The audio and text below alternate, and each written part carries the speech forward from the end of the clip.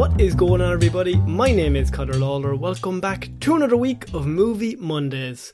This is the Heroes for Hire podcast. We are back again talking one movie. Oh. As we do every apparently second or third week nowadays. I am joined, as always, by my partner in crime, Mr. Shaun Mead. Shaun, how is it going? I am delighted, Connor. I'm happy we're back hosting a movie show where there's actual movies coming out and we're not filling time with rumours and such. Do you not like rumours and speculation? Oh, I do, but then I'm always proved wrong. It doesn't bode well for me. I thought Kang wouldn't show up. Right. if we always got it right, we would love it. But we're always wrong, and then we look foolish. If I could call it once a year, I'd be happy. But ooh, that's a pretty good ratio. Although we're on zero. I did once. I have called this year that we're getting a multiversal Sinister Six. So we'll see what happens come December 17th. I just say I've heard rumours that it's actually going to be a Sinister 5. Okay, we're going to get oh my God. Technically you're wrong, numerically. So Shaun, this week we are going to be doing one of our spoiler-filled movie reviews. We did one a few weeks back for Dune, and we are back because there's another blockbuster out, and that is the MCU's latest entry, The Eternals. Yes, we were very positive in our June review, and I can only assume this will be exactly the same, Connor. I'm intrigued that you say that, because I feel like you might not like this. I think my problem is I now compare everything to June, okay? Every movie ever. Yeah. It's like, Scarface, not June. It's not June 2021. There's not enough sand in Scarface. I've always said that to you. I suppose on a broad level, we should probably say just like our general thoughts on the movie at the start, and then we'll get into talking about it.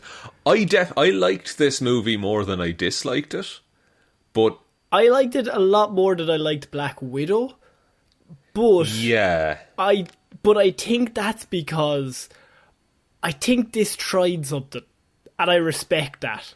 Yeah, I respect the fact that it gave it a go in a certain direction. I think once you get past the first 45 minutes, this is one of the more solid MCU movies. But the first 45 minutes is so disjointed, I want to say. That's weird, because I would have said after the first hour and a half. Really? To me, it went the other way. Really? Interesting. I love a good team reuniting. I'm okay with that.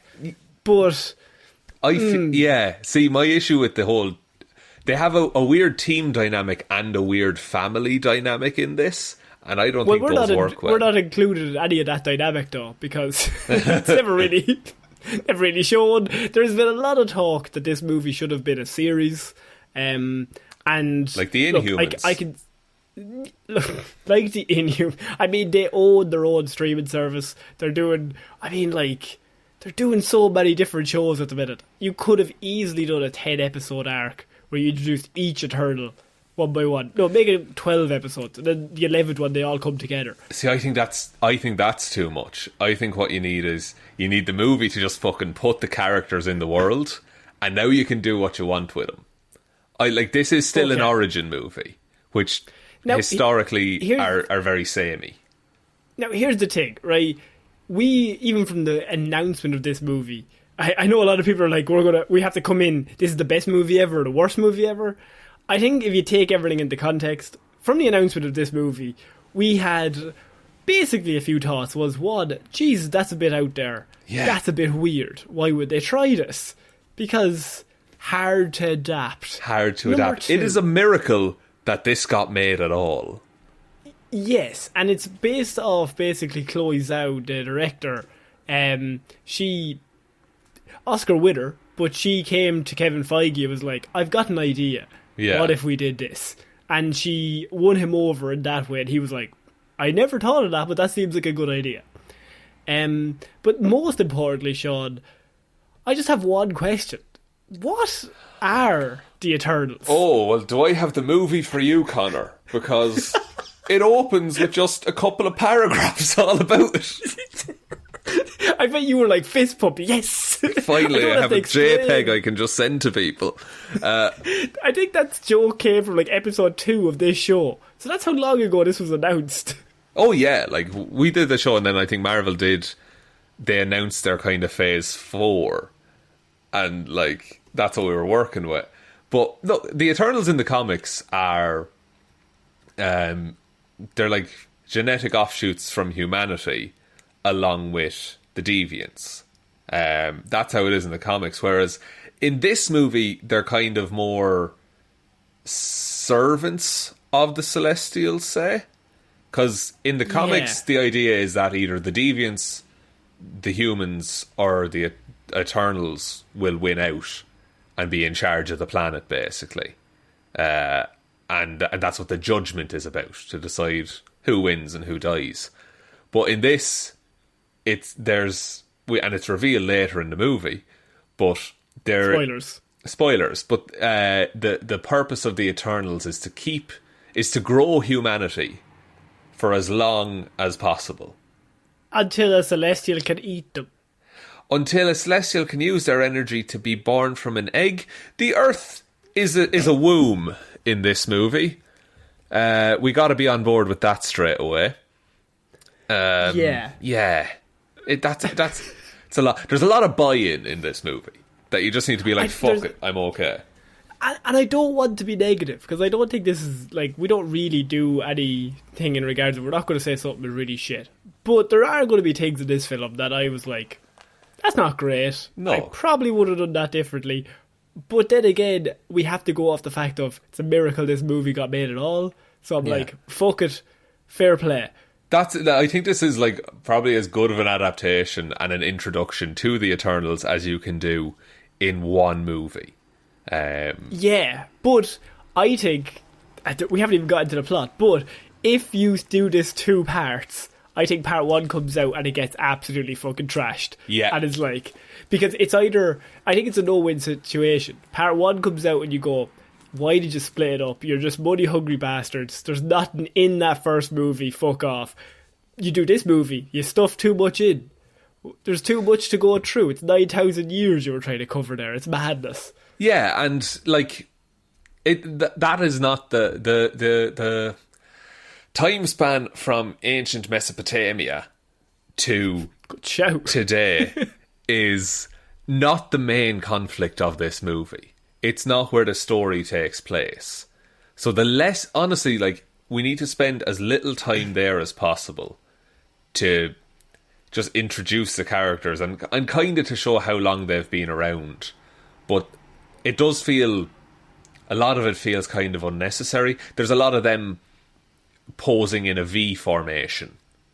That's weird.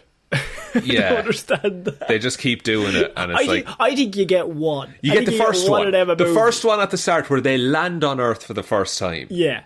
After that, no more V formation. Like, you normally always get that one in the third act when, like, the big bad is coming and they all stand in, like, the perfect formation. Whether it's the Avengers or the Justice League or whoever the fuck it is, they're always in a perfect formation. Yeah. Whereas in this one, it's like 4 times. I'm like, lads, it's fine. Yeah. And, like, it's always the same camera move as well. Like, the camera slowly pulls away and reveals them all spread out. They perfected it. I mean, look, if it works once. Look, the movie starts with the Star Wars scroll. And then it kicks straight into them basically, like, doesn't fuck about. These are all the characters. They're all, the Celestial is talking to them. You have, I mean, do I have to list them all off? Here we go. So we've got Cersei, Icarus, Kingo, Sprite, Phastos, Macquarie, Druig, shout out Barry. Sorry, can I just say right away with Druig, it is so good to hear a thick Dublin accent in this movie. What? I was watching this and I feel like we are so biased, but I was like, let this man be the hero. Oh, he's the best character. He is the best character in this movie, hands down. I don't think he even is, but I just think we just like him the most. Oh, we love Barry.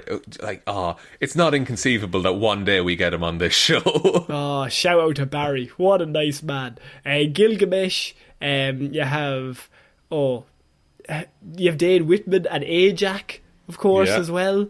Did I miss anyone? Tina, of course. Yeah, did you say Icarus? I did, yeah. Icarus and Cersei are kind of a 1-2 punch there at the start. Fair enough. Yeah. But yeah, they all wake up and they're all basically told their job, get down to earth, sort the place out.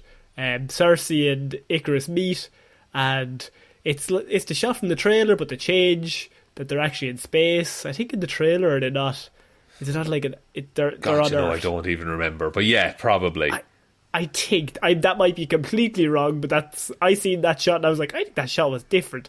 Never mind, it doesn't matter. But they meet and immediately fall in love because one of them is Richard Madden, and fair play to you, Cersei. So we're moving. Yeah, you have Richard Madden and Gemma Chan, like they're a more attractive couple right there. The problem is though, you've got Kit Harington on the other side, so she's got the Stark brothers. Well, no spoilers. It fucking depends, you know. Who can say, really? And Barry's there. Everyone wants Barry. Everyone wants Barry. I can only assume. Barry could have been in Game of Thrones. I think I'd follow Barry into war. Come on, Barry. Come on, Barry. Well, do you want to watch 1917, Connor? Also, I have all of Barry's notes, Drewig's notes. I just take notes of what's happening in the movie. For all of his scenes, I just went pure Irish. For any of the other one, I would just say, oh, he was punching him, or he kicked him, or there was a fight. For any time that Drewig does, I said he punched the head off him. Yeah. Or just some really Irish phrase, because Barry deserves that kind of thing. Just a joke. Barry, we're adapting this entire review to Barry's sensibilities. No other podcast will talk about Barry Keoghan as much as we will. Can I say as well, I will say, this intro scene, the on-location stuff in this movie is really well done. Like, you feel like they are in that environment.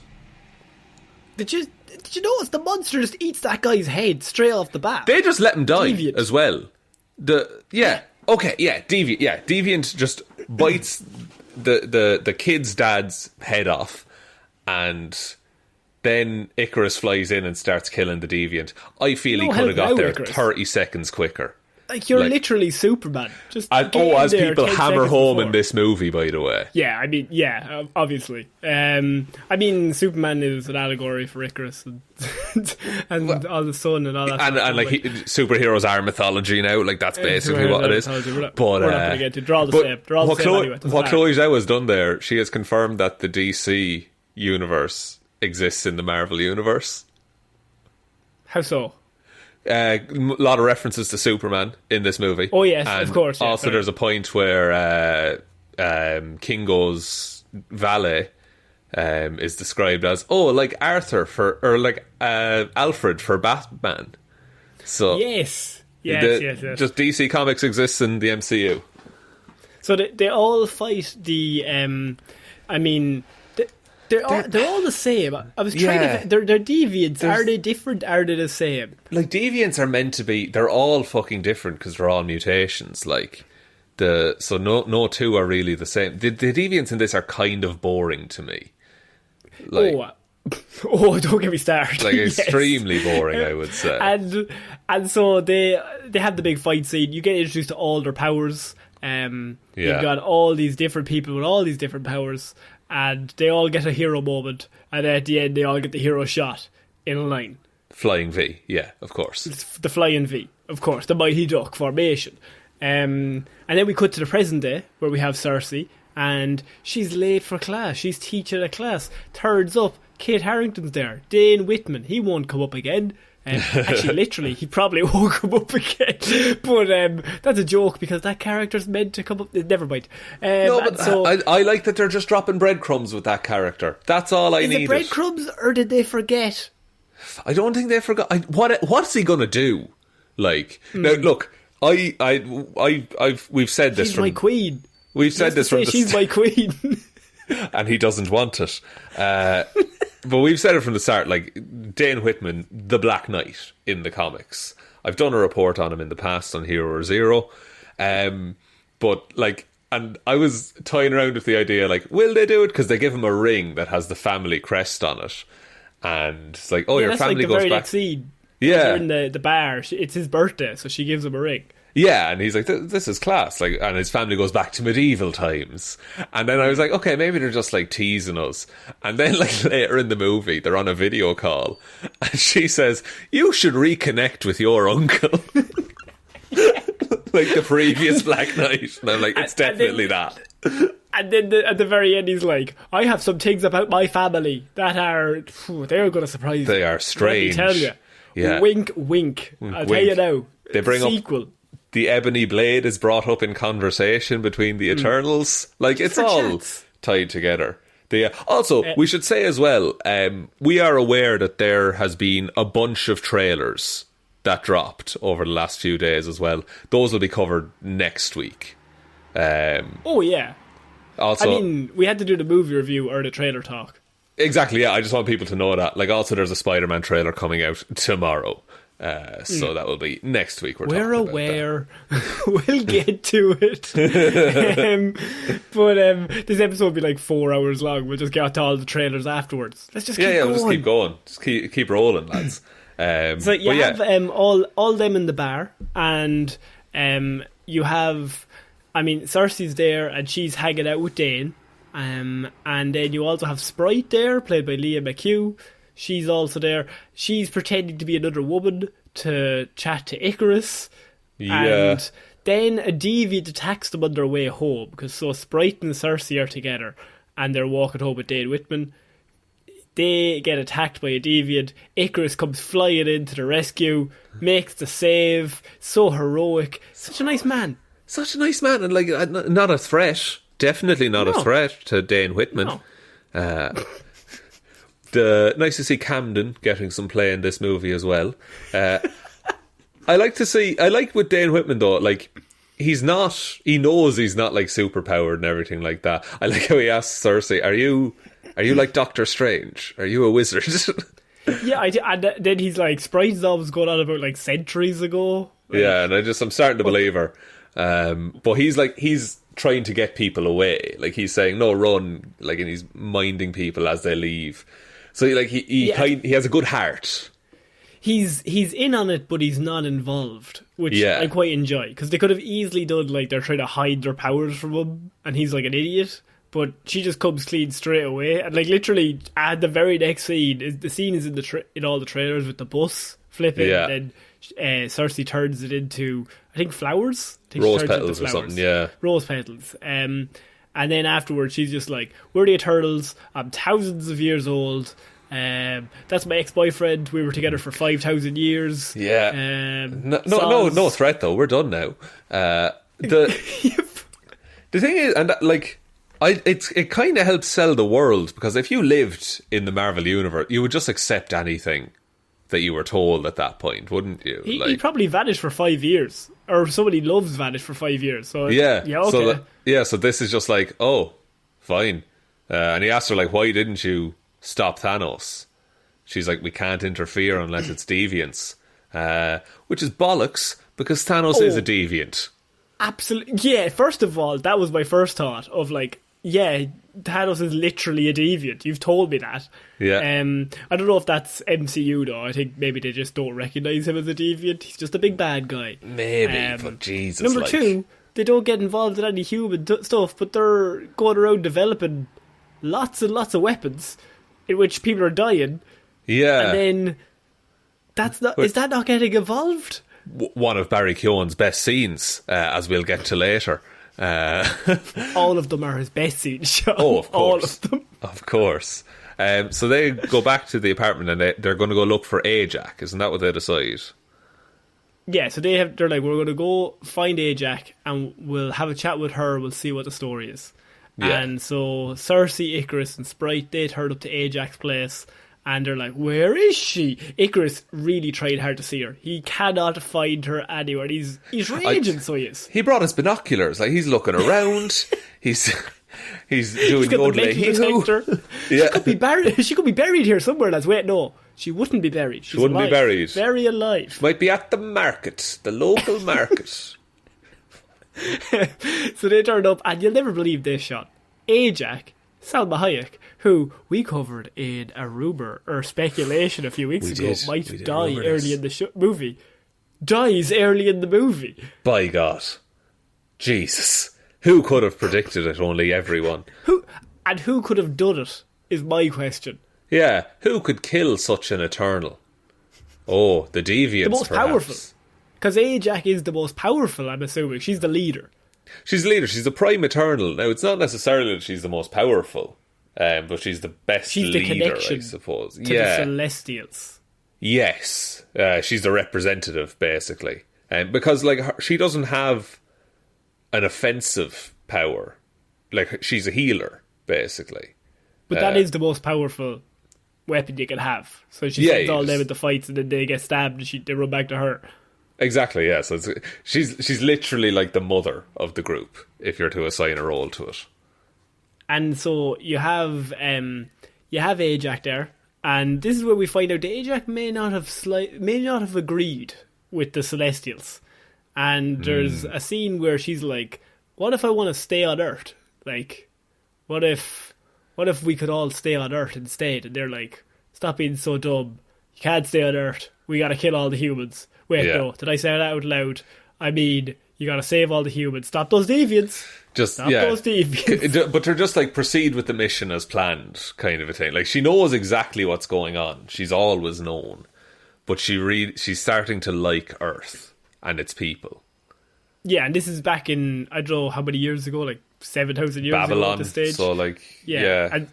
And so they're all kind of, we're seeing them all together as a team, and then we're cutting between back then and now when they're all spread apart. Yeah. And so when they're all together, you can see all the different personalities. You can see all the different, like Tina, played by Angelina Jolie, she wants to fight all the time. She just wants to go back in and just ruin them. Druig is like, why don't we just take over every human? I'll just take over every human. It would be fine. Like, I can just stop conflicts before they happen. Like, that's it. You have Sprite as like the storyteller, like Gilgamesh is the warrior, but with a good heart. And Macri is someone that's like, she doesn't get a lot of play in this. I think she gets a little bit of play, but mostly she's just used as like, she's like what everyone kind of likes. I think she is. Yeah, no. She's curious, I would say, because she just keeps taking things that interest her, like that green tablet that she's looking for. I'm nearly sure that's like the Rosetta Stone or something like that. Okay. Like, I think she just, like, and we find her later in the ship, and she's just been learning for eons. Speed reading. We can all do it. But just don't look at the words. It's fine. And she's looking for knowledge, basically, is what I took from that. And then you have the person with all the knowledge, which is Fastos, who he can create anything. He's the Donatello. Yeah, or the Hephaestus from Greek mythology. One of the two, but mostly Donatello. He's good with machines. But you're looking for a party dude. You've got Kingo. Oh, Kingo. Kingo is all about the party, though. He's also got those little pew-pew fingers of his. Would you say Druig is rude but cool? I think so. But who's the Leonardo, then? I think it has to be Icarus, if we're going to do it. I mean, maybe. I suppose. No, Cersei. Cersei's the Leonardo. Sprite is Splinter. That's pretty good. And Dane Whitman is April O'Neil. Yes. Yes.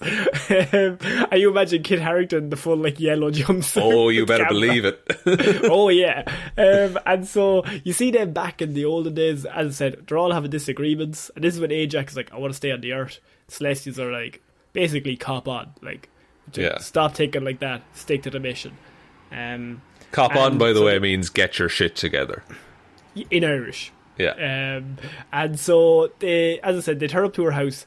She's very dead. No longer breathing, Shaun. Who could have done it? It's a whodunit. It turns into a whodunit mystery. That's it. Better be the deviants. And this is when Icarus tells us the deviants, they're evolving. That's what he's heard. That's what he, through the rumours. Because in London, it was able to heal itself. And Cersei at the time is actually able to absorb Ajax's power, to talk to the Celestials, so she becomes their UN ambassador. Yeah, I think so. Like, she's the class rep of the group, and she becomes the scholar. Yeah, and just has a meeting, is able to meet with the principal. Can I just say, on the Celestials and Arishem in particular, the scale of those is brilliant. Like, there's just these massive cosmic beings, and then you have a little human right next to it. Yeah, it's basically like, we do not have a hope. Like, if these guys that we see on the screen, like Icarus say, he's like Superman, but then him beside the Celestials is like, oh, he doesn't have a hope. Yeah, oh shit, there's no chance there. I love all the space stuff in this, the Marvel cosmic bullshit, if you will. You are a fan of Marvel cosmic bullshit, though. You have been for years. Have been for years, before it was cool. before everyone jumped on your bandwagon. You were there in the dark days when everyone said it was shit. Before Chloe Zhao liked Eternals, I was here. Why didn't Kevin come to you? I don't know. Fucking just do some space stuff, Kevin. I don't fucking know. Can we get Dan Whitman in a yellow jumpsuit at all, please? Just you're hired. Just send him to me. So you also have the bit where we find out that Tina is her brain is mad weary. Mad weary. Mad weary. That's what it's called. So she's basically going insane because she can see multiple timelines of her own life simultaneously. Yeah, she has multiple memories from different brains, basically.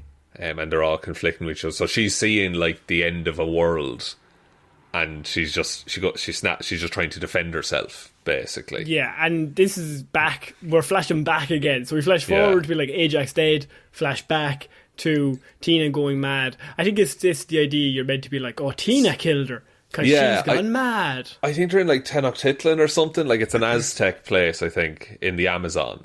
That's where they are at this point. And this is where there's the last deviants on Earth are. And so they're like, once we shut these guys down, we're done. Like, that's the end of the deviants. Shift over. Everyone go home. Everyone go home. Everyone clock out. Have fun. And doesn't go as planned, because Tina tries to kill everyone. But what happens then is they finally kill the deviant, and they're like, we did it. We're finished. But then to their left, there's like a whole human war going on beside them, and Druig is kind of like, are we finished? Can we not help them? Like, I could stop that whole thing in a second if you just let me. And he's losing it. Yeah, and she tells him to stop. And they get up to like a room later, and they're all discussing it. And Druig is just like, do you have any idea what it's like to watch wars unfold when you know you could stop them? Like, in an instant. It fucks with his head. Yeah, and that for thousands of years. Like, and he's just like, I'm fucking done with this whole family sucks. Yeah, basically, he's like, this. It's really fucked that you don't let me use my power. And he's just like, he's like Dash from The Incredibles. He's like, this is fucked. I'm just gonna go off and use my power because this is weird.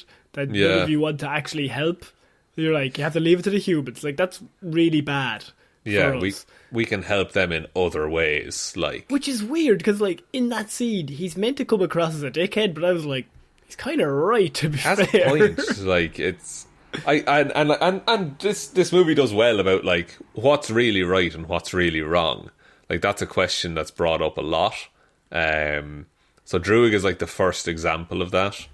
The next one comes later on down the line when the Celestials' plan is like more fully revealed. Yeah, and so Druig basically says, I'm done, I'm out. And at this point, Ajax tells all the rest of them, all the deviants are gone, we can split up. Yeah. Just go enjoy your lives, basically. Yeah, they'll tell us to come home one day, and that'll be it. Yeah, everyone go just enjoy yourself. But she knows the actual plan. Yeah. At this point. So she knows, like, oh yeah, we're going to get like another few thousand years, but then we're all dead. Yeah, so they might as well enjoy themselves while it lasts. And so then we go back to the modern times. We got still the team formation happening, and we head off to Mumbai to get the world's largest man these days, Kumail Nanjiani. Kumail. And he's in Bollywood movies, And I think my favourite part was when he was like, my great-grandfather, my grandfather, my father, me, and they're just him. Yeah. Just all the years. But no one has questioned it. And his valet knows, like, his valet comes up to them and just like, it's such an honour to meet the Eternals. What did you think of the valet? Do you know what? At the start, I was like, okay, here we go. Here's the Trevor Slattery character in this movie. And right up until he says goodbye, I wasn't mad on him. But his goodbye scene completely turned me around. And I was like, that's a really... nice. It's like a really interesting view on that. But like, I'm not sure how I feel about Kingo in this movie. Okay. Like, He's the comic relief. He's the comic relief. And you hired a comedian. Great. But he's just, like, he seems like too thick to function in this. Like, he's just... There's being lighthearted, and there's like, and not taking anything seriously, and then there's just like being a moron for no reason. I think that something this movie does really badly is that it just does not have any weight to anything that happens, because we have to do a Marvel quip in the next scene. Yeah. So Ajax dies, and everybody's sad for I would say 45 seconds. And then they all get on the plane, because they have to tell Kingo, and they're like, we're going to go get the rest of them. They all get on his plane, and then we have a whole documentary scene, and he's just cracking jokes, cracking wise, everybody's so funny, everybody's having a laugh, and it's like, did your best friend not die like yesterday? What the fuck is the story? Yeah, like, wouldn't it be like an emotional gut punch if you had like, he's laughing while he's on set, and he's laughing and joking and dancing and singing and all the rest of that. And then, like, they tell him Ajax died, and he's just, like, he completely changes for, like, a noticeable amount of time, not just in the second that he's told. I do like the joke with the valet that he's like, he thought it was a vampire, and then he tried to stab me when I was asleep. That made me laugh.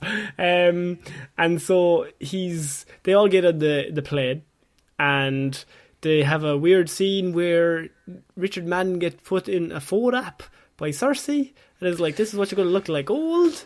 That scene didn't need to be a big here. Snapchat filter promo, maybe. It's a 2.5 hour movie. Just maybe just cut that. Maybe cut that out.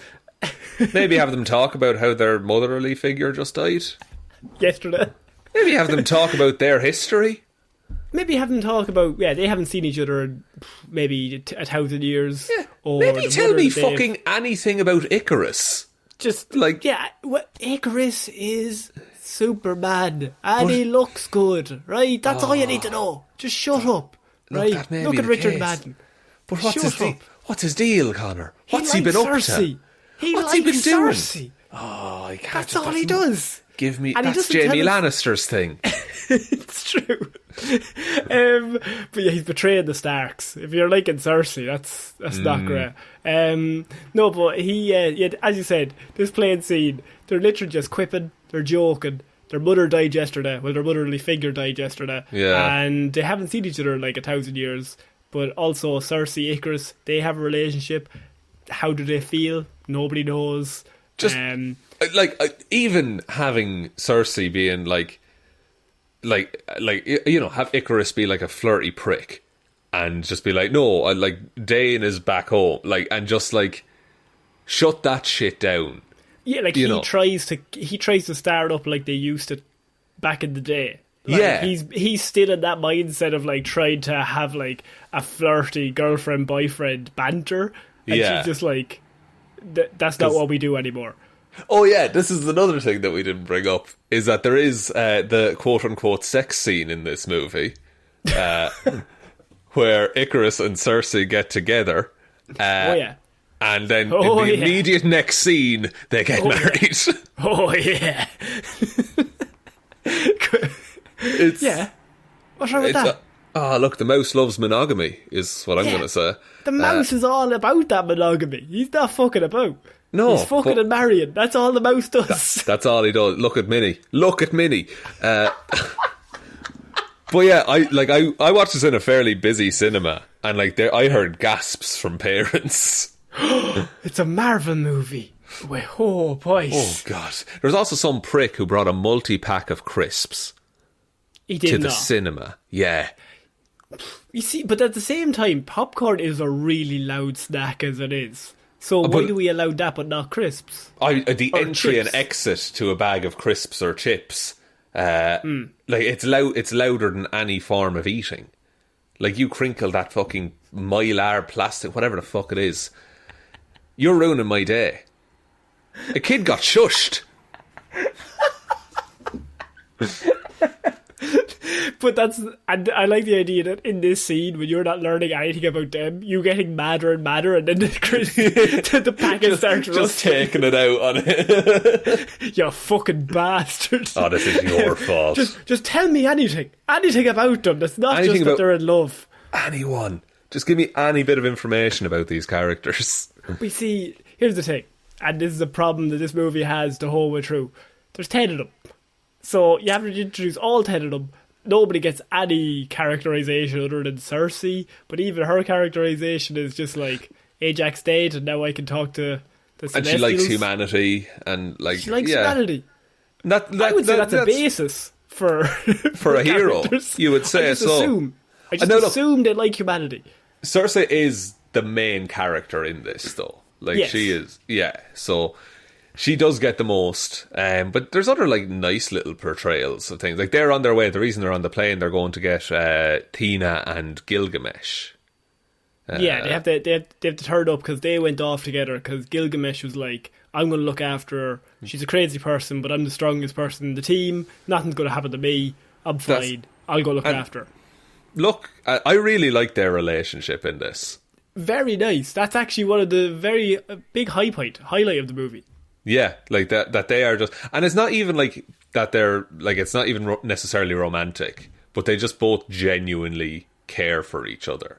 And their great scene is later on when he's like, "I would literally look after you no matter what universe or planet or whatever we were on. Like, I would be there with you the whole way." And Exactly. And then there was like a 5-minute sex scene afterwards, and I was like, "This is really telling me some characterization." Okay, Yeah, it is. Let's get them married. Let's get them married, mouse. Give me a face swap app right quick. And actually, if you want to talk about reactions to Ajax's death, when Gilgamesh like bends the cast iron pan in his hands as it's just out of the oven. Very sad, right? Very sad. But this movie wants to have its cake and eat it too, because you have him, he bends it all up. Tina's like out by a tree. He's like, she's not been the same. She's got fucking mad. They turn up. She goes a bit crazy, but they get her back on board. Yeah. So everything is like, oh, it's a bit solemn, a bit sad. God, yeah, that was a heavy moment just then. We haven't had a quip in about 95 seconds. And so now we have to have a dinner scene where they're all joking and laughing, of course. Of course. Just like an old family. Yeah, just like a family reunion, if you will. Minus Druig and Macari. I think a family reunion, I like how, like, in this movie, I think a family reunion would be a very fun scene, right? It would be a really good fun scene if you got everyone back in, they're all quipping and joking. But the context of the fact is that they're all together because Ajax died yesterday and they're like, the world's going to end in fucking 4 days, lads. We need to get going. This is it. Like, and look, some of the best sessions I've been at have been funerals, I will say. But it's an Irish funeral. It's definitely an Irish thing. But I also don't give me the family reunion scene when there's still like 3 people left to bring in. Like, yeah, but what about when Kingo was drinking the spit? That was pretty good. Oh, great bit. Bit of funny right then. Gilgamesh turned into a baby. Thank you very much, Sprite. You are the comedy goals of this movie. Love Sprite. Sprite's the best character. So, Druig's the best character. He has the coolest outfit as well. Do you think that a lot of this was put in because without it, it's not a kids' movie? I think so, yeah. I mean, my notes for this scene, and I was just going scene by scene, is dinner line. Ajax is dead, but they got jokes. Oh, they got jokes for days. Oh, they got jokes. Because I was watching, I was like, that's a funny joke. Bit weird they put this scene here. Could have put it maybe a few scenes after, a few scenes before. Just have Ajax in the scene with them. I don't know. Just something. Change it up. Set that in the past and have them do jokes then.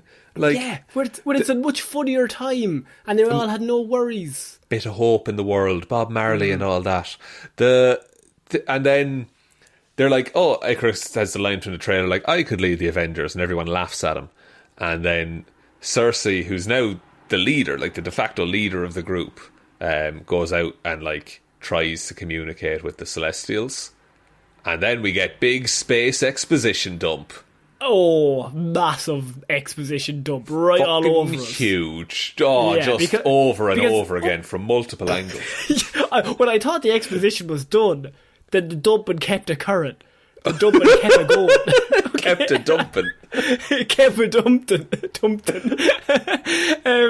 So they just basically have to explain the whole premise. And so the Celestials like, it's like the Celestials like, she doesn't fucking know. Here, look, bring her in. We'll sit her down. Here we go. It's like when you like have a new role in your job and they give you like tutorials. The entirety of the job is summed up in one PowerPoint. And like that's what you're at for the next 3 years, okay? Good. So we basically learned the Celestials, all the thing of coming to Earth and then them fighting off the deviants, all a very good thing. However, in 5 days, the population of the Earth has now gotten too high, so everyone's going to have to die because there's going to be a big monster who's living in the centre of the Earth. He's going to be woken up. He's a Celestial. He wakes up, kills everyone. We're going to mind wipe all you motherfuckers again, stick you back in the ship, fly you to another planet, restart the whole thing. Don't worry, you won't remember a thing. Anyway, I'll talk to you after. Have a guy's dinner. You drink and spit. Fair play to you. I save all your memories for some reason. Don't know why. It'll never play into anything ever again. Tina's kind of seeing them. She's kind of not. We're not going to really play on that anymore. But the conflict there is that the Celestials make galaxies and make life.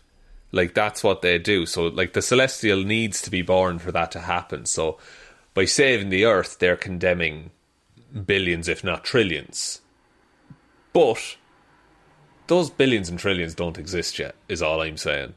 Like, they don't know any different. So, what if you just save the Earth and plant a Celestial on a different planet and fill it with, like, moss or something? Because that's alive.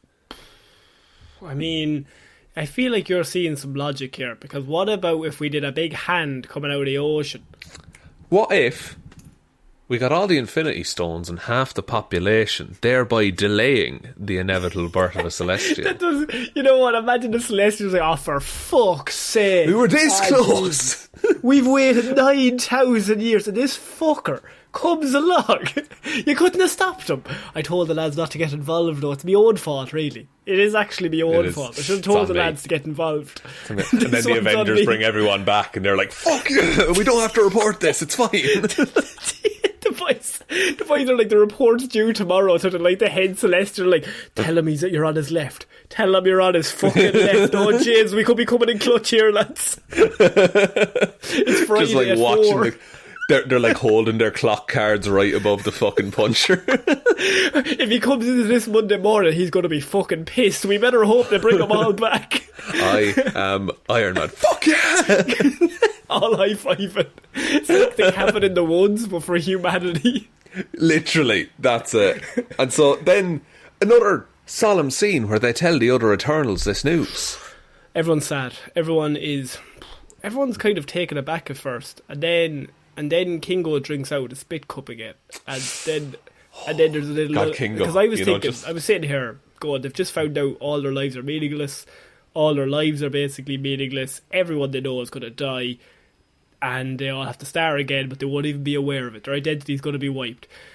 But at the same time, though, there is a lot of spit in that beer, and Sprite is a little fucking kid, but she's like a grown up, so yeah, that's a bit of a laugh as well. There's the comedy happening right there, lads. Look, it's the midpoint of the movie, shall we say? And it's like there's also no Olympia. Like they find out like they always thought that they were from a planet. They're like, nah, you're just clones. You're just we just made you. And yeah, that's another thing, because like the Eternals in the comics are like they're organic beings, like they are real, but in this they're android robot things. But there's like a million of them. Like, it's an iRobot scene where there's like 1,000 of them all in the same room. Yeah, they're all copies of copies of copies or something. I don't know. It's weird. It's weird to me. But you know what the smallest detail they should have done? And it's such a stupid thing that probably doesn't even matter. But they should have shown, if they were going to introduce the memory scene of like, all your memories are in here, just show Tina's wall and just show like a crack in it or some shit. Like, just show me like, oh, I fucking ran into that last week. We were all celebrating, the boys kept bringing all the people back. I ran into it. I got fucking pissed. Someone threw a bottle and, look. So she's going mad. That's on me, lads. That one's on me as well. And so, yeah, they sit down, they learn the truth. Everybody is devastated. Now they're like, right, we got 4 days. We gotta stop this fucking big celestial from coming out of the ocean because we like living. How do we stop a celestial? Oh, maybe we can just put him to sleep. Who could put him to... Who's the greatest Dublin man we all know? And then they go visit Barry. Who is, like... He's just Irish in this, and it's amazing. Because we never get, like, just a proper Irish accent. That's a proper North Dublin accent, like... They always tone it down. Like, it's always... I'm sure it's the same for if you're English or American, but if you're doing a movie, you would tone it down. So, like, make it more generic, make it more general. But Barry Keoghan says, "What do you want, lads?" That's a line that he says in this movie. And it's fucking brilliant. And I was like, I'd say that. I would say that the exact same way. I speak like that. Also, I think he gets every... I think there's like a couple of the word shit in this movie. I think Barry Keoghan gets every single one of them. Shit out of an Irish accent, though. Sounds lyrical. Sounds like... Oh, it does. There's a lilt to it. Shit. Oh, shit, boy. Huh? Oh, shit, boy. And so, yeah, they go visit Druig, and he's got his little commune that he's set up. Bit of a cult, but yeah. Bit of a cult, but is it a cult, though? Because a cult implies... I don't think so. A cult implies that they believe in, like, his ideals and his thing. But I don't think any of them believe. I think he just... His mind fucked them all. Like, he's just brainwashed them in terms of, like, he could just take over their minds. That's the thing. He says, like, he intended to just keep in control forever, but he gave him... I think they can leave whenever they want, like. It's just that he jumps in. I think so. I think it's just like... He just jumps in and says, turn around. Yeah, pretty much. Like, he's like, it's a simple life, and these people are happy, and I protect them. We also get introduced to the fact that Kingo's like, Sprite, I know you fancy Icarus. You've loved him all your life. But you're a little child, so it's kind of weird. But never mind. You love him so much. We're not getting into the logistics of things, but you are Peter... No, he's Peter Pan? Who's Peter Pan? And she's Tinkerbell. Yeah, and Cersei is Wendy. And so you have... and I'm Rufio. Then he goes into song. Yeah. And so then... Druig's, his lovely abode, his humble abode gets attacked by deviants. And I'll be honest with you, I was mad, because I was like, he's after working hard on that little farm, and these fuckers... 5,000 years. He's been grand. 5,000 years. And the poor lad just still has his Dublin accent. I just respect that so much. And so... Some people lose it, but no, not him. No, not him. And so he... they all turn up, and this is also before that. Tina has the lovely scene with Gilgamesh where he's like, "I would protect you, like no matter what happens." Because she's like, "Oh, I'm losing my mind," and he's like, "That doesn't matter. Like, I will look after you." Yeah, we'll look after you. Yeah, because we're friends. But it's a really nice scene. It's actually the most real scene between any of them in the whole movie. I would say those are two very good actors. I really like Gilgamesh. I think he's one of my favourite characters in this. I think Angelina Jolie is really, really good in this. I feel like she was originally had more, but some of her stuff was cut. Because her storyline, she just kind of gets over it at the end. That's a good point. But I think what she's given, she does really good. Yeah, she does it. And this is another thing. I don't believe Icarus as the strongest Eternal. No, she's way stronger than him. She's so much stronger. Just like how she carries herself, how we've seen her fight. But everyone's just like, oh, Icarus is the strongest of all of us. Oh, he's Superman. Oh, every time I see Icarus, he's like struggling against the aliens. And she's just cutting off limbs, like. She's just mowing through them. So I was kind of like, Unless the idea is that, oh, she's the strongest, but at the same time she's losing her mind. So Icarus is the strongest. Maybe, but I don't like it. I would like to, like, if Icarus is the strongest, I would like to see him be the strongest. Yeah, and he should, like, wipe her out at the end. Yeah, like, and should, like, rip a deviant pure in half with his bare hand. Like, some kind of symbolism that, like, no, he is Superman. You know what you would, like, he should have lifted the bus in Camden. He should have lifted the bus like Superman on the front of Action Comics. Oh, yeah. They had they had the Icarus shot of the comic books where he does the laser eyes into the sky and he has the arms out. That's in the final fight scene. But I was like, I recognise that comic cover. We did that. It's a good cover. So, yeah, they all get attacked. And, I mean, it's not going well because there seems to just be a lot of them in terms of... There's just so many monsters... And there just appears to keep being more and more. At the start, there's only like 2, but then Icarus takes 1, and there's still like another 5. And so I was like, okay. Yeah, and there's like 1 in charge, and then there's others with different skill sets, kind of a thing. Barry does some very good gunfighting in this. He's like literally in the scene for about 30 seconds. Richard good. Madden is in this scene for about 5 minutes, and you're like, yeah, but Barry with that shotgun though. He does, like, he's flipping around and shooting at the same time. Oh my god. Take notes, Richard Madden, with your flippy flying and you're going through. He actually goes through some hardship here. He's absolutely getting battered around. He's getting destroyed, yeah. Strongest Eternal, my hope. Yeah. And the problem is that Tina is now stuck to a tree and she's about to die. And this is when Gilgamesh comes in and he sacrifices himself to save her. Yes, and by extension gives the deviant Crow, I think is the deviant's name. Oh, I didn't even pay attention to the name, Shaun, I must admit. That's fair, but it absorbs his powers and becomes a smart boy. Becomes Ultron? Kind of? A bit Ultron-y, but, like, never gets the he never get, like, there's no... He wants to destroy the Eternals... Because he knows that the Eternals and the Deviants were both created by the Celestials. And he's like, you destroy... Yeah. It's a shit villain.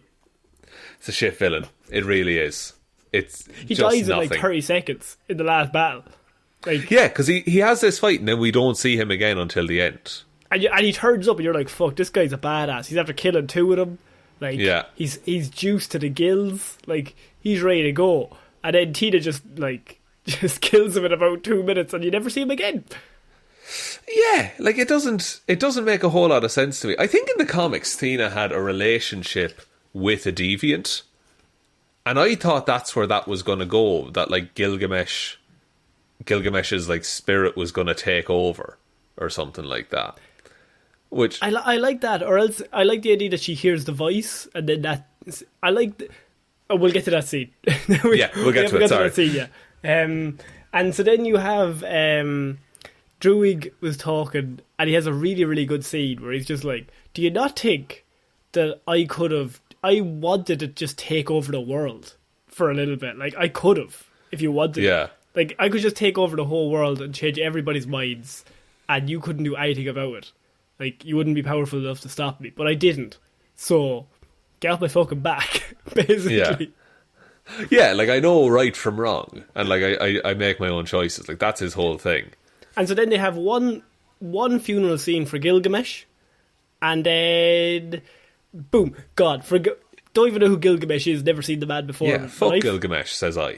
Like, Tina's the only one who remembers. Everyone's like, Gilgamesh, Smilgamesh, fuck off. And so the next goal is now it's Festus, right? Yes, or Fastus. So what they have to do is they're basically like, Druig, can you put the thing to sleep? And Druig is like, I can't do it by myself. It's a celestial. We're going to need somebody else. Yeah. And so they're like, we've got like another 4 that we have to introduce, so let's go get Fastos. And so then they go up to Chicago, and Fastos is there with his family, and they're just like, do you want to come with us? And he's like, no, I do not. And they're like, everyone you know is going to die in 4 days if you don't. And he's like, fuck it. Jez, I may so. Jez, and he's talked into it, and he's like, oh, fine. Because he's really... Because he gave up on humanity for a while. Because he did Hiroshima. He didn't do Hiroshima. He gave them the tech. He taught that, and not even like, oh, here's some blueprints for an atom bomb, but he gave them science basically, and then humanity took that down the path that led to the atom bomb. And he's like, if I didn't teach them how to build a steam engine, then this wouldn't have happened. So he's taking that blame on him. And he doesn't want anything to do with humanity in any way. Now, I do have one major problem with any of them getting with anybody, just in terms of romantically, and that is the aging.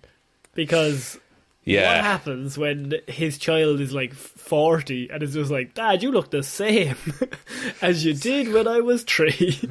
These genes, you know? That's the thing. And like Kingo and Sprite apparently were hanging around for a while, but they had to move every 5 years because people were like, that kid hasn't aged. And Kingo apparently got sick of that. And I don't even mind them being with each other, but I think if you were around for that long, and I know this is like a weird thing that none of us could have. Yeah, sorry, I just want to say, Sprite and Kingo, they were just like together as like a team. Like, but a weird thing is, I think if you were immortal, I think you would just eventually stop. Like, after the first relationship, you would just stop going with anybody who wasn't immortal. Just for the sole reason that, like, you have to just see multiple people die repeatedly. And then just be like, well, move on to the next one, I suppose. That's it. Like, that's like that's like the curse of immortality. Like, is you see everyone you know and love die. And I don't even mind if that relationship was like in the flashbacks. But the fact that he's lived like 7,000 years and now he's still like, I'm going to get with a human. I was kind of just like, you definitely wouldn't though. Like, you would still be like, it's a bit iffy. Yeah, a bit iffy. Now they do establish that, like back in Babylon, he was just in his lab the whole time. He didn't go out and actually meet people. Once he stopped being an Eternal, then that was when he discovered that, I kind of do want to find love and all that stuff. Yeah, like he stopped using his powers a bit, and then he like maybe had some time to go outside and meet someone, you know. And so Fastos basically leaves his family, and he's like he's looking at the husband and the son. And he's like, "I'll talk to you after. Gotta go save the planet with all the superhero friends." And so then they go off and they have to find a spaceship. They're basically Domo, I think it's called. Yeah, was it? And so Macri is in the spaceship when they arrive. So now we've been introduced. Just chilling, and we've just been introduced to all of them now successfully. And how do you feel about the relationship between Druig and Macri? I'm all in. It's so good, right? They're so sweet together. But it's only because it's Druig. That deserves love. And he's found it. And like he's clearly cool that like she just hangs out and reads and like I think Druig, ironically, for the man who has the power of mind control, I think he'd be the coolest of just being like, yeah, look, you do you. I'm just going to do my own thing, you do your own thing, but at the end of the day, we're together. Like, we'll come back together. And like, at bedtime, we'll be together. But I got stuff to do, you got stuff to do. We'll see what happens. That's fine. We'll meet in the middle somewhere. It's fine. And look, this is a great scene. They decide to do the Unimind from the comics, which is now done via a special bracelet. I like how King goes like, could we not just do a brainstorm? Brainstorm? That's a way better name. No, I designed it. It's the Unimind. And so, the idea is that they're going to put all the powers they have into one of them, and then they're going to fight the Celestial, and basically either put it to sleep, or beat it, or kill it, basically. One to two. Yeah, if it's Druig, they're going to put it to sleep. If it's Cersei, probably they're gonna kill it, because she turned a deviant into a tree. Yeah, and they're all very interested in how she can turn deviants into other things. It's like, that's very handy that we could be able to use that. She's not able to affect living things, basically, is what she said. And so then this is when we have the big flashback, because Icarus is like, he leaves the room. He's not happy with the mission. And you're like, why is he not happy? He doesn't make any sense, because they're like, Icarus is so good. Kingo's basically like hitting you over the head, like, Icarus is the best. Oh, Icarus I fucking love coolest. Icarus, man. Yeah, Icarus is the coolest dude ever. He never betrays. You know, if there's one thing I say about Icarus, he's reliable. He's a reliable kind of guy. Flashback. Yeah, solid. Icarus killing Ajax. I like how they used the one from the trailer in it, because you're like, you think that's it. It makes sense when you watch it in the trailer. It's like, oh, that's in the movie at the start. And then it didn't happen. And then as the movie was going, I was like, oh, that's when she dies. Because Icarus definitely did it. Yeah, the Icarus heel turn was something that got spoiled on me. But watching the movie, you do kind of see it coming. Oh yeah, I didn't know, but I just I was like, well, the only scene I know that Ajax is in again is the one with Icarus, and that's at her house where her body is found. So I'm going to assume that but he doesn't even do it that simply, because he flies her to Alaska to see the remaining deviants, lets them kill her and absorb her power, and then flies back to South Dakota. And then lasers the ground in anguish. Which, surely that would still be there when they arrive a few days later. Because it's like big laser marks in the ground. Yeah. And they might say, Icarus, have you been here? Because it looks like laser marks, and we know Ajax doesn't have lasers. And we know Cyclops isn't in this universe yet, so it's fucking, it's all adding up. And the Deviants, not a near bit of laser with them either. So there's only one person we know with laser eyes, and that's you. And those are laser eye marks in the grass. Never brought up again. He kills Ajax, and we find out he did it because there's a difference of opinion. Ajax is like, we need to stop the Celestials. They're going to kill everyone on the planet, and then they're going to start again. And he's like, we need to stick to the mission. The mission is that no matter good or bad, we don't interfere. We let them kill everyone, and then we'll continue the mission on another planet. He's fully bought into like the Celestial like Kool-Aid, that they're just like, no, this is it. This is the cycle. This is how it works. Which makes sense, because I like the fact that Ajax is smart enough. So like, I just like the dichotomy of Ajax is this character that doesn't really have a lot of powers, but is the leader because she's the smartest, I would say. And then you have Icarus, who has all the powers, but he's dumb. He's not smart enough to realise he's dumb. So he's thinking, I'm aware. He's following orders, and that's all he's ever done, basically. Yeah. And he doesn't even realise what he's doing. He's just like, this is the way to do it. They told me this is the way. And I'm the powerhouse, so you got to listen to me, because I'm the best. And then so they go back into like the control room of the ship, and he's just suiting up on his own, and they're like, what's going on here? And Cersei comes out and is like, I love you, Takers. And I'm like, oh, gal, you could do better. You could do better. Yeah, you really could. Dane, go back to Dane. Dane's so nice. He's reconnecting with his long-lost uncle. He doesn't want it. You're his queen. I can only assume. And so Icarus comes back in, and at this point you're like, he's the bad guy, and he's just like, this is a shit plan. I'm gonna fuck all y'all up. We're not doing any of this. This is a terrible idea. The Celestials put us here. Anyone interrupts has to go through me. And then Kingo is immediately like, this is a terrible idea. I'm running away. Kingo's weird. Kingo is like, has been in two minds about this the whole time, whether to go with the plan or to save the Earth. And he just kind of leaves in this movie. Never sees again. No, like, it's weird that he's not in the final battle, right? Not even like the bit at the end where he shows up and he's like, I changed my mind. I love ye guys more than I even care about what my decision is. Like, I just rather help ye. Yeah, but like, he just vanishes and we don't see him again until the wrap up at the end. It's very strange. But this is the scene where you get the valet driver, and he's like, he's come to terms with the fact that Earth is going to be destroyed, and he turns around and he says, thank you to the Eternals for all they've done over the years. And it's a really heartfelt goodbye, and it's a human perspective on this problem that, in all honesty, doesn't affect the Eternals that much. No. And he's just kind of saying thank you. Also, we missed the best joke is that they keep being like, when during the fight scene at Druig's place, they're like, where do you keep all these cameras? Because he keeps destroying more and he just keeps always like have a backup. Like smaller and smaller VCRs. Just keep coming out.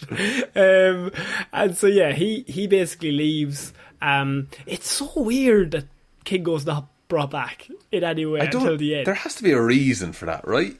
Like not even a short bit in the final scene when Icarus is kicking the shit out of them and he's like, I'm here now, I'll help. Yeah, and he does his little shooty gun thing. Do you think he has to make those guns, or do you think he just does it because it's cool? I think he just does it because it's cool, definitely. Yeah, visually cool. I would. Yeah. If he can make it just with one finger, but it's not as effective unless you stick the thumb up and you start going pew, of course. Pew pew, the noises help, definitely. The noises help. So yeah, Icarus fucks off. He's like, you're going to go through me. None of you are strong enough. I'm way stronger than all ye. I'm the best.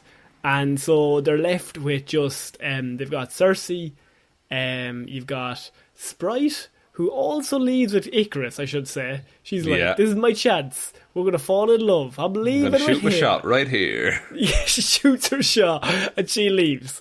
And she's like, I want all the people to die as well. I want to start again and not be a kid. I don't know if that's how it works, because you're a clone, Sprite, so you'll probably just be cloned in the same body. So Icarus is left, Phastos, Macquarie, Druig. They're your 4 left. And Tina, 5. Yes. Yeah. And so Macquarie has figured out where the Celestial will be born, and so they all head there. And I really like the scene of, and this is such a small thing, of Macquarie and the speed running. I think it's a good effect. It's great. I quite like it. So good. Yeah, if we're speeding around the world, just checking out where the Celestial's going to come from. I was like, that's what you'd do if you were that quick. And I like that it's effortless for her as well. Like, she's not out of breath by the end of it. No, she's just like, she could cover the whole world in like 10 seconds. Yeah, and it's nothing. And so yeah, she eventually finds it, and then they're like, okay, we gotta go there. So they all show up, and you have Icarus turns up at the ship first of all. So he sees the ship coming. Him and Sprite are there at the volcano, and he sees the ship coming, and he's like, I'm gonna go sort this out.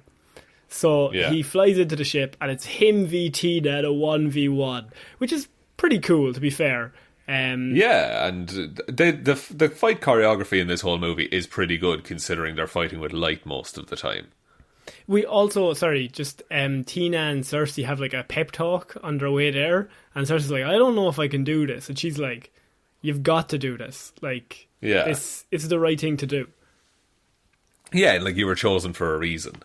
And they use the ball that lets you talk to Celestials. They use that to power the Unimind, so that they can give all the power to Cersei or Druig. And then they suit up. There's a big suit up scene. Big suit up scene. Little bracelets added this time. Bat nipples. Bat bum. Little suit up scene. And so yeah, the fight between Icarus and Tina on the ship is quite good. And that's all a distraction so that they can basically run up to the top of the volcano. And once Druig starts going, Icarus decides, I've finished with Tina, and he flies out and immediately comes out and fucks Druig up. Throws him into the earth. It throws him into the earth and then laser eyes him while he's in the earth. So I was like, I hate Icarus now. And I like Richard Madden, but I would... Oh, boys. Had me going. I was on the fence, but now he's really done it. Yeah. Up until this point, I was like, let's hear him out, guys. But then he attacked the lad. He attacked our boy. And I'm like, you leave Barry alone, right? Nobody touches Barry except for North Dubliners and us. Only we're allowed to do that. And then you have just the rest of the Eternals just dunking on Icarus for a while. Yeah, it's like 3v1 for a long time, and it's them using all their individual powers together. Macquarie like is holding her own by herself. She's like speed running, like punching him, and then running past and punching him again. That's always great when you have like a powerhouse against a speedrunner. It's just very cool visually because you've got like the speed like trying to keep up, and then the powerhouse just needs to get them once, and it's over. Yeah, needs one hit or one laser blast. I also like how Fastus fights using his like technology. So he has like Makes these sense. like blaster gun things. Yeah, and he's thinking of things on the fly and making them out of cosmic energy. And the like grapples that he puts Icarus in are really cool. Yeah, and you also have, and you think, Jesus, what's going to happen now? Then the Deviant shows up, the real smart one. So this, I was like, Crow? This must be the last final act. This is a big deal. This guy showed up. He's going to take all their might to defeat this guy. He's killed two of them. And so he punches Icarus, and then, which is a bit of a weird one, he punches Icarus, and then they all start punching him. And then he goes into a cave, and Tina's like, holds up one hand, she's like, this guy's a little fucking bitch. I'm going to go sort him out by myself. And then Tina's like, okay, and I've gotten over all of those issues that I had earlier in the movie. I had issues, now I no longer have issues. And she slices his head off. Yeah, and because it starts speaking like Gilgamesh, and you think she's going to like be absorbed, and then I legitimately thought they were going to kill off Tina so that they wouldn't have to pay Angelina Jolie's fee for any sequels. Not for any plot reasons, which is like, it's a fucking big budget though, to be fair. You've hit Angelina again. It's a lot. Like there's a reason there's a few Eternals dead in this movie. I do love how Tina fights though. I think like they really get across how much of a badass she is. That like she is the best fighter out of all of them, like multiplied by 5. Oh yeah, like because she in like legend is the Greek goddess of war, like so she's just the best fighter, and she has like the spear and the shield, which works so well for that. They're not physical; that she just like creates them whenever she needs them. So she's always ready to go. So no, like Tina is one of the better developed characters, I think. Yeah, and now I think a lot of that does come down to it is Angelina Jolie. So it's a lot easier. It's a lot easier to develop someone because we kind of like we know her, like we've seen her in movies for years. So she comes on and people are like, she's a badass. We're just like, well, she's a badass. I'm going to assume because like that's Lara Croft or whatever you want to do. That's Mrs. Smith. That's the lady from Wanted. But it's just the tourist. but like I do think you have star presence. So someone's like, she's a badass. I'm like, okay, I'm all in. Whereas it's a lot harder. Like, say you have like Sprite, Liam McHugh playing Sprite, and I'm sure Liam McHugh, great actress, but I don't really personally. I mean, it's not offensive to say she's not as well known as Angelina Jolie. Or anyone in this cast, probably other than neither Richard are Madden. we. Either are we. Richard Madden is probably, and Kit Harington are probably the only two, and Kumail. But Richard Madden and Kit Harington were probably the biggest TV show of all time, or one of the top 5. They do have that going for them, yeah. But even they are like a tenth of where her star level is. So it's easy for her character to come across a lot more, whereas I do think they had to work a lot harder for other ones, and they just didn't put in. There just isn't the time to give any of these people the characterization. Yeah, and it reflects then on even the villains of this, like the Crow, the super deviant, is just a nothing character. I forgot his name was the Crow in between you telling me it was the Crow earlier on. It's not that Crow, it's KRO is his name. Even worse. Even fucking worse. And like Icarus, like that should be more tragic than it is, surely. If that's played by anyone lesser than Richard Madden, that character is the most boring character in the world. Literally. It's because it's Richard Madden that we're like, okay, well, we care slightly. Do you know what would have been a power move? Is if they had somehow cast Henry Cavill as Icarus. That's like another level up. Like, fuck you. Look at this guy. Look at this guy. He's like Superman. And I bet like he'd pump his arms before he started the fight scene. Oh yeah, Mission Impossible style. That's his cosmic power. So yes, Tina immediately defeats Crow. Don't need to big him up. He's just killed 2 Eternals throughout the movie. Yeah. Pretty big deal. dead in 60 seconds, don't need him, because now we moved on to the other big bad, which turns out to be Sprite and her little knife. And so Cersei shows up and she's like, I'm gonna stop her. And you have Sprite there, stabs her straight through the back. Pretend to be Jack, just like has a vision of her there, ready to go. Yeah, stabs her through the back. Yeah. And it's just like Soz, but I mean, Icarus is a pretty cool dude, so I'm going to follow him. The only thing that could stop Sprite now is a swift punch to the back of the head.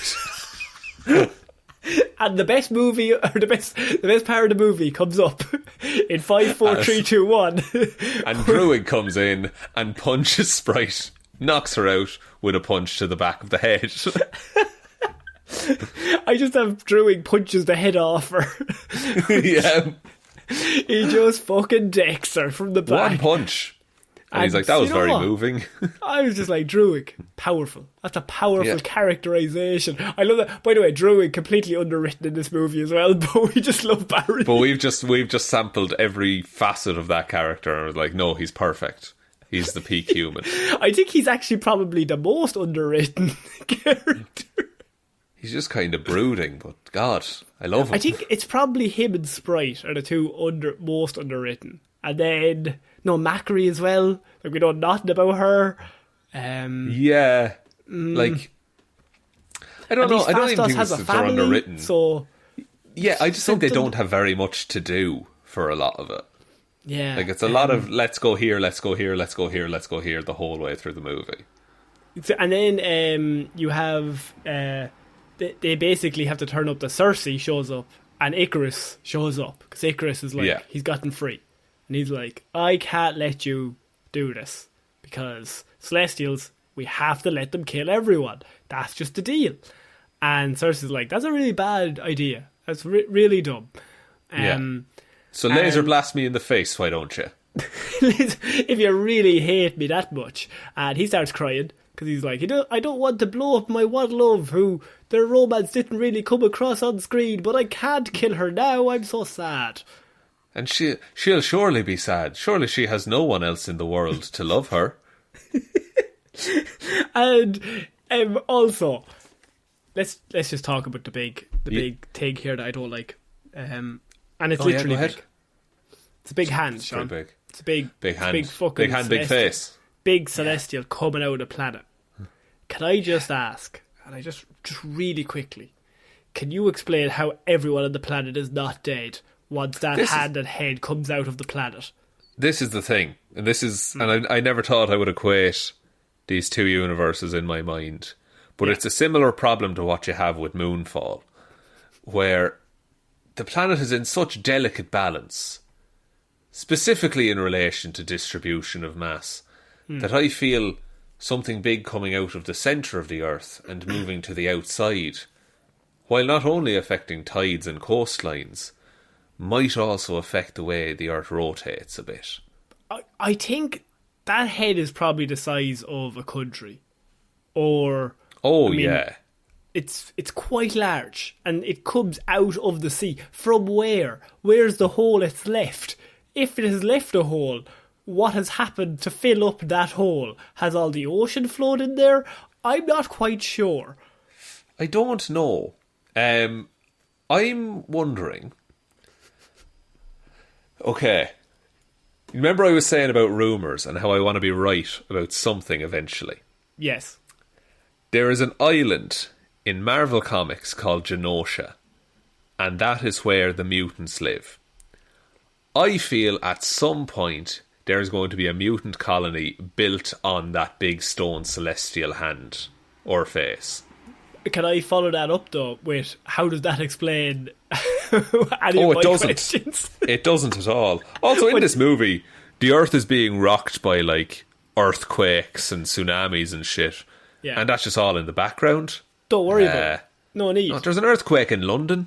That's pretty big news. Well, even bigger news. There's a big fucking monster coming out of the centre of the Earth. Everyone's fine. Everyone high-fives when they stop it.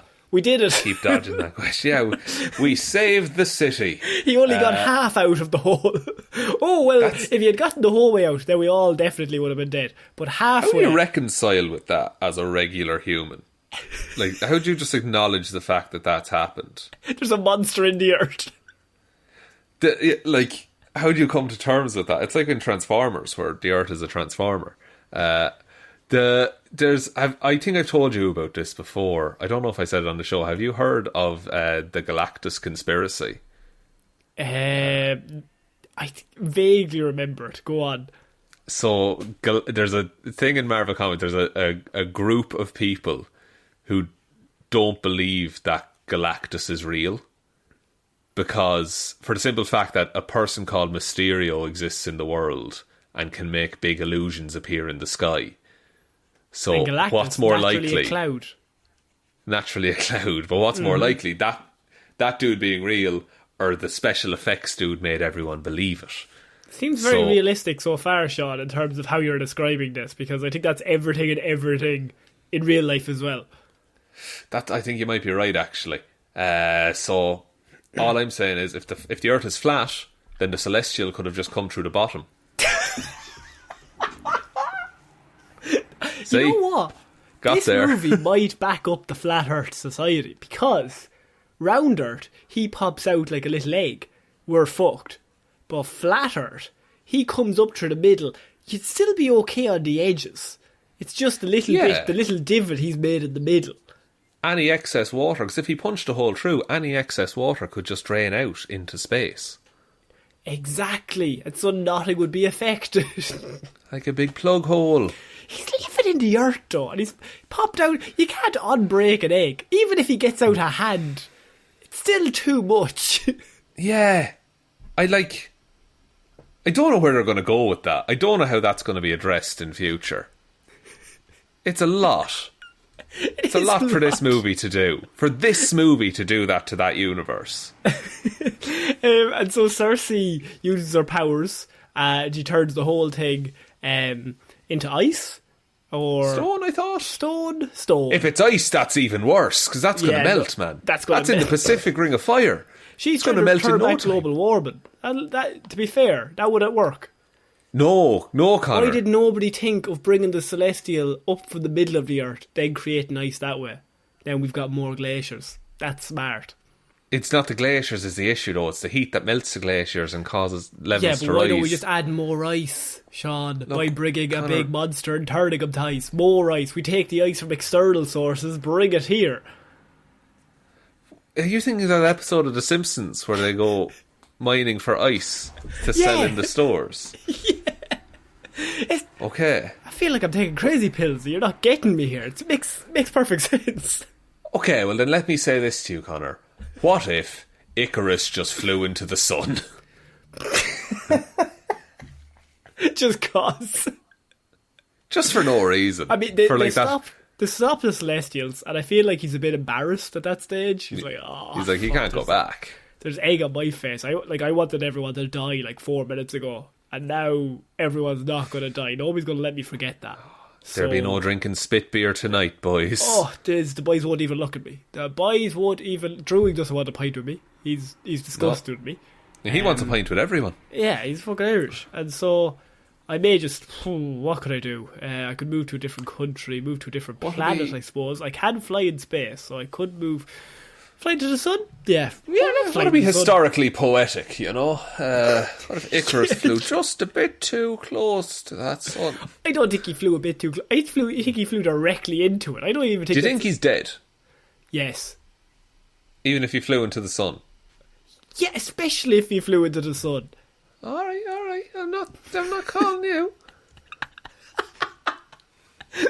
But I just think he flew into the sun, Shaun. I know, it'd be really weird if he came back, I grant you. Yeah. But what if he comes back all burned? Like a cartoon. With like a tan. Yeah. Man just with like a little tan and sunglasses on, but like the sunglasses have like the white bits where he had the sunglasses on. He's like Bermuda Icarus, and he has like the shorts and the shirt on. He's got a coconut drink in one hand. How's it going, guys? We stop at another Celestial. Bit of sun cream just on the nose. So they all stop the big Celestial. Everybody's delighted. Druig even gets the gal. Macary's like, Druig, you're a nice man, and I would like to be romantic with you. And so she doesn't say it out loud, and he doesn't say it out loud. Nobody says anything, but it's just implied that they are into each other and subtle. Yeah. And I don't like it. I want a 10-minute sex scene. I want a marriage scene. I want to know. I want them holding hands and shouting into each other's face that they love each other. Right, okay. One of those characters is deaf, so, you know. Yeah. But everything else you can still have before that. Oh, yeah. Absolutely. And you can you do sign language in caps lock? I don't know. She can still shout at him. And Drewy can just be like, all right. Yeah, totally. And, look... I like that they're together at the end. Like, it's not this tragic thing that like Macari stays on Earth and Druid goes off into space. Like they're just like, oh no, we're gonna stick together now. That's something we're gonna do. I like a bit of characterization for both of them because they've both been kind of left alone a little bit. So let's give them each other just to add a bit. Maybe that's how they like it, Connor. Maybe they're private people. Maybe. It's a movie though. We're meant to know about them. Right, well what we need now is Druid in a fucking sick jacket though. No, so they go off. So they leave the planet because they're going to go fight other Celestials that are causing mischief and mayhem, and they're going to go stop them. And then simultaneously, in possibly the worst part of the movie, but I haven't talked through it, there is quite a few bits that I didn't really like, but Sprite, just grand, just joins back up with the team. Sprite becomes a human. Yeah, because that's just a power that people have. So that's just they're able to do that. Could you not have just aged her up as an Eternal though? Shut up. What the fuck are you talking about? She wants to be a child and go to school for some reason. What about that? Couldn't they looked at her and said, didn't you want everyone to die 5 minutes ago? 1, 2, didn't you stab me 4 minutes ago? 3, those are bad looks for our friendship. It is, but also if you're turning her to human, could you not she's 7,000 or so years old? Yeah. Could you not make her 25 and just be like, look, you're schooling, you don't have to go to school. Realistically, you probably don't have to get a job. You'll be grand. Why would she need to go to school anyway?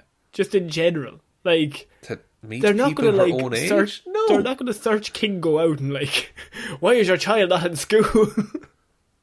Yeah, he's Kingo. Who's just back now. It's fine.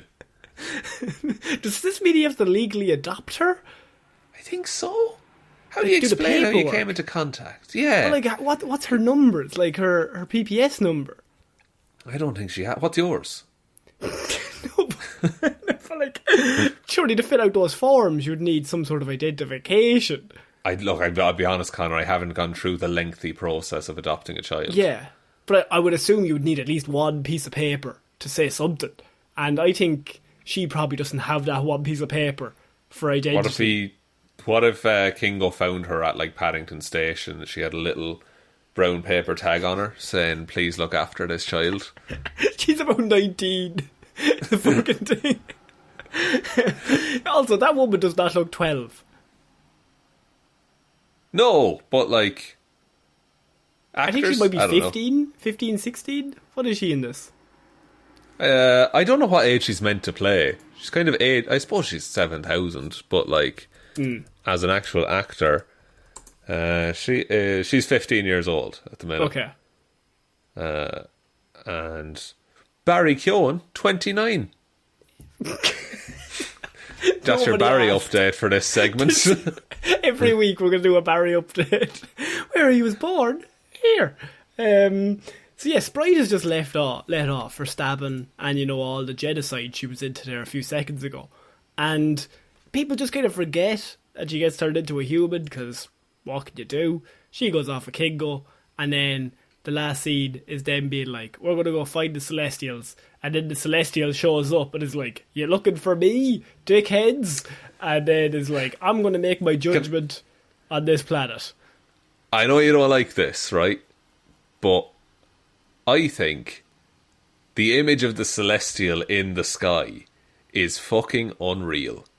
I think that's a very cool image.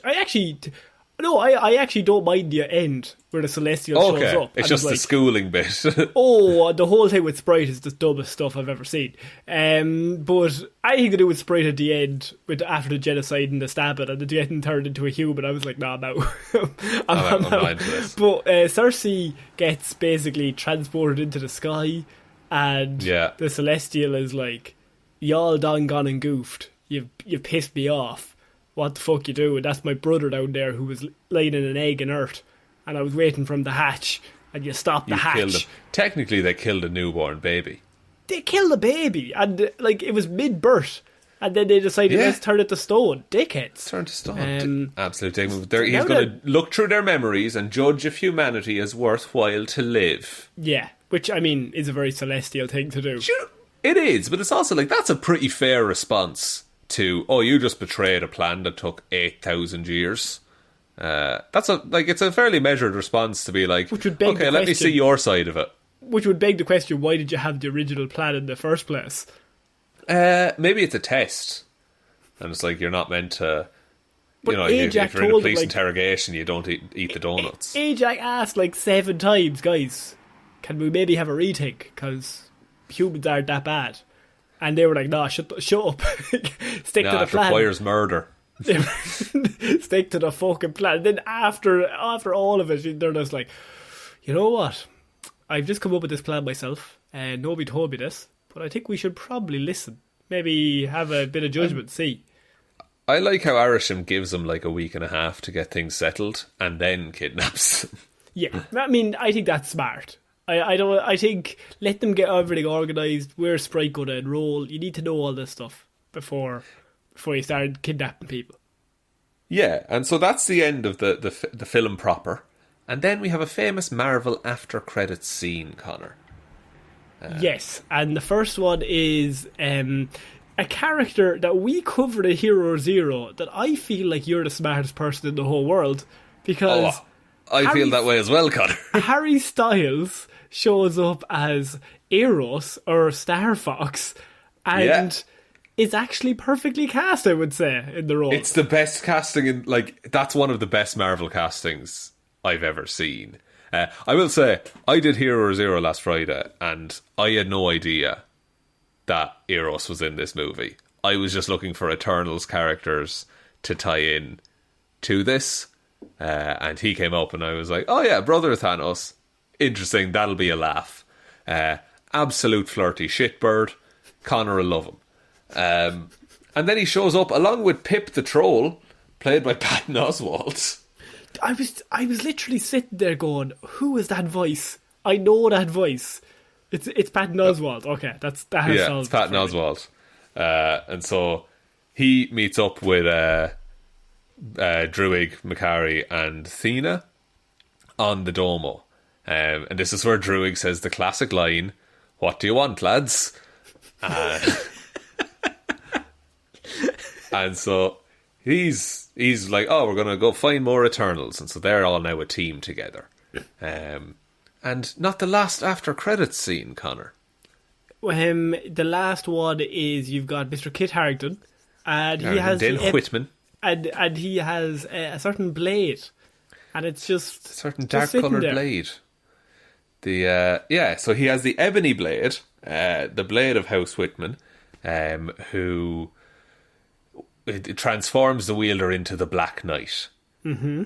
But the blade can often corrupt people. It tends, the more you kill with it, the more bloodlust you get. While you are wielding the blade, you can be injured but not killed. And so he's like, I have to try. This is one way I could possibly help Gemma Chan.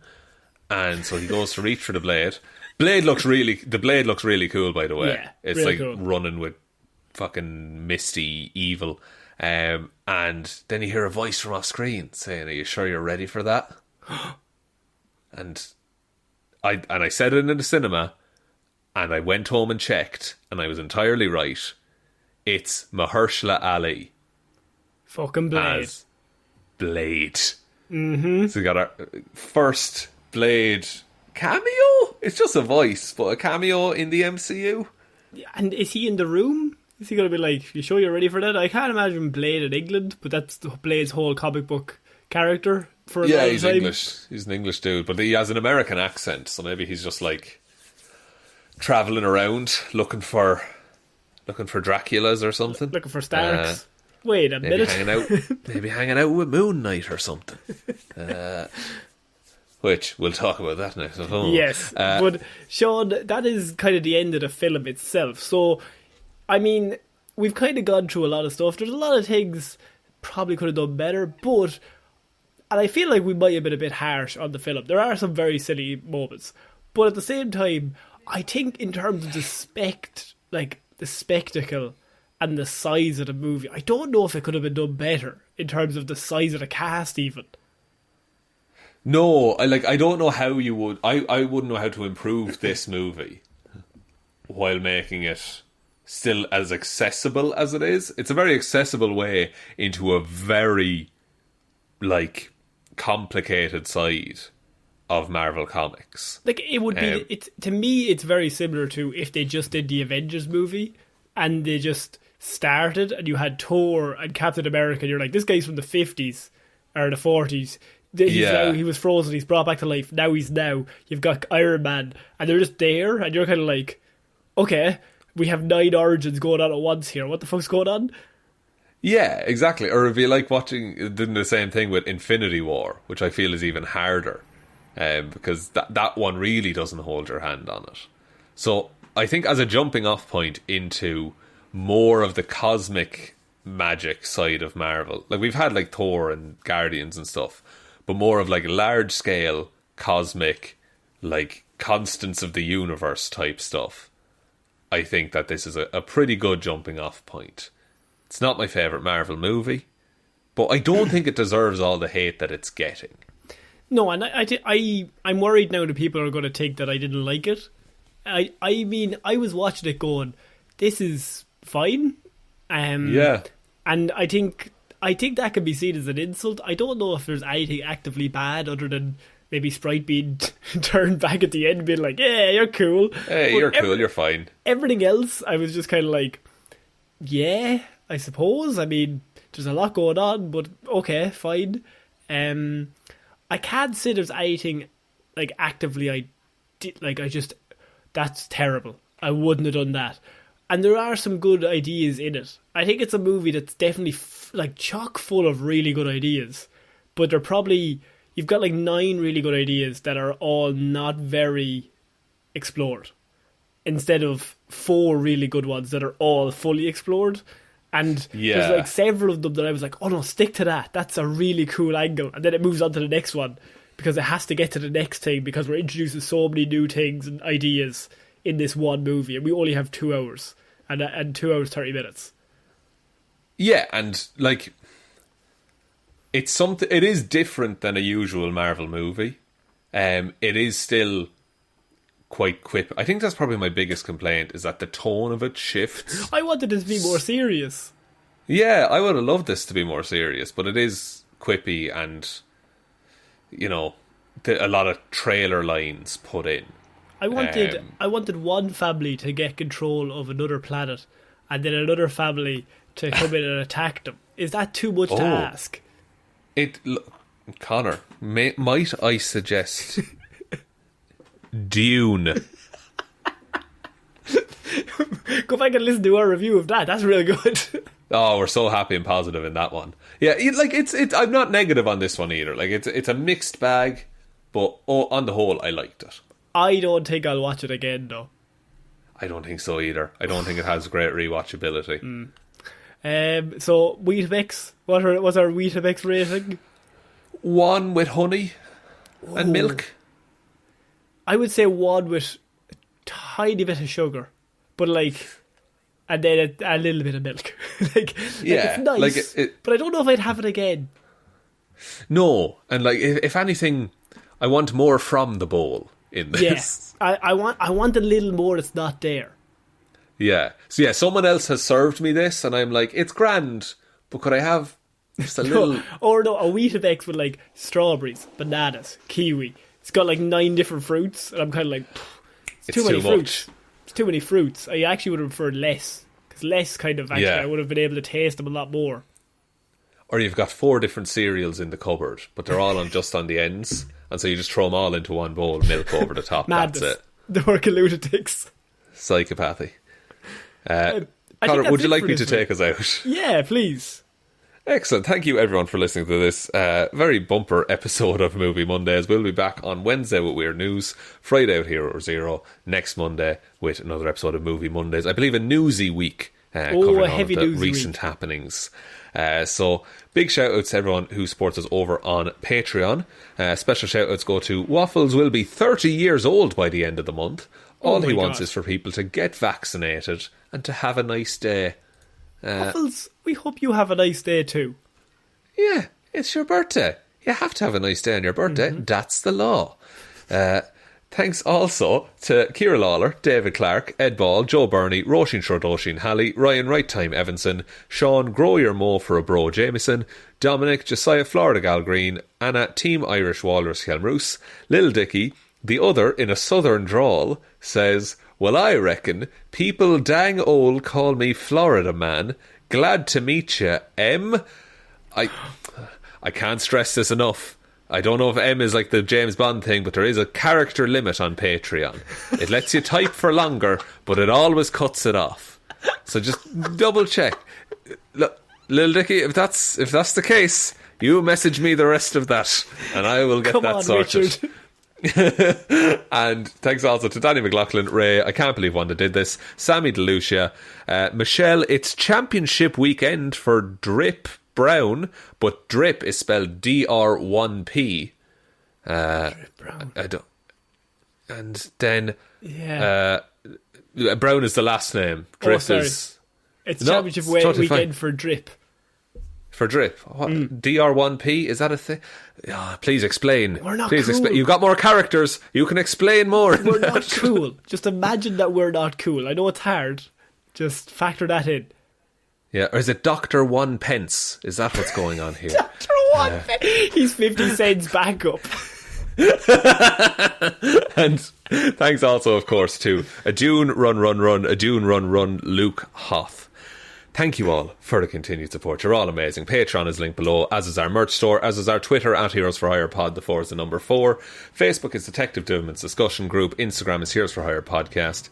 But the best way you can ever help out the show is to tell one human being that we exist. Just a one, please. And I think that's about it, Connor. So I have been Conor Lawler. I have been Shaun Meehan. And we shall see you all next week, guys. Bye. Bye.